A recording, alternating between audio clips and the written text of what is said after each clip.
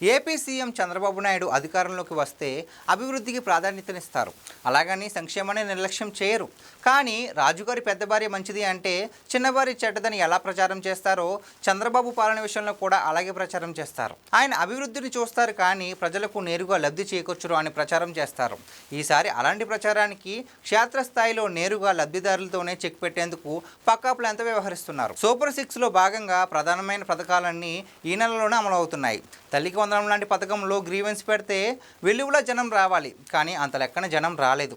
గతంలో అమ్మఒడి పథకానికి సంబంధించి ఓ జిల్లాలో గ్రీవెన్స్ పెడితే కలెక్టరేట్ వద్ద కిలోమీటర్ ట్రాఫిక్ జామ్ అయింది. ఈసారి రికార్డుల్లో ఉన్న తప్పుల వల్ల స్వల్ప సమస్యలు వస్తే వెంటనే సరిచేశారు. కేంద్ర పథకంతో లింకప్ అవ్వడం వల్ల కొంతమందికి తక్కువ డబ్బులు పడినా వెంటనే క్లారిటీ ఇచ్చారు. అన్నా క్యాంటీన్లు ప్రజల ఆకలి తీరుస్తున్నాయి. అన్నదాత సుఖీభావ నిధులు జమ చేస్తున్నారు. ఉచిత బస్సు అమల్లోకి వస్తుంది. చేనేతలకు ఉచిత విద్యుత్ 7వ తేదీ నుంచి ఇస్తున్నారు. ఇలా సామాన్యులకు నిజమైన లబ్ధి కలిగేలా పథకాలన్నీ అమల్లోకి వచ్చేస్తున్నాయి. ఇక సామాజిక పెన్షన్ల విషయంలో చంద్రబాబు గోల్ కొట్టారు. భారీగా పెంచడమే కాదు, కొత్తగా మరో 1,00,000 మందికి మంజూరు చేశారు. గత ప్రభుత్వం డీబీటీ పథకాలను అమలు చేసేది కానీ వెంటనే వాటిని వసూలు చేసే పలు స్కెచ్లు కూడా వేసేవాళ్ళు. చెత్త పన్ను దగ్గర నుంచి వన్ టైం సెటిల్మెంట్ వరకు చాలా స్కీములు ఉండేవి. ఇక మద్యం గురించి చెప్పాల్సిన పని లేదు.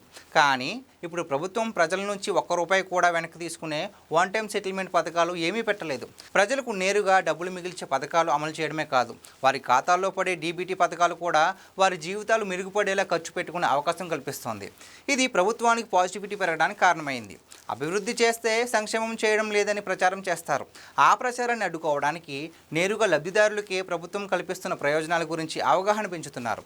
అదే సమయంలో వారి బతుకుల్ని దీర్ఘకాలంగా మార్చడానికి పెట్టుబడులు తీసుకొస్తున్నామని, అభివృద్ధి చేస్తున్నామని చెప్పుకోగలుగుతున్నారు. ఇప్పటికే మెరుగుపడిన రోడ్లు వంటి మౌలిక సదుపాయాలు ప్రజల్ని సంతృప్తి పరుస్తున్నాయి.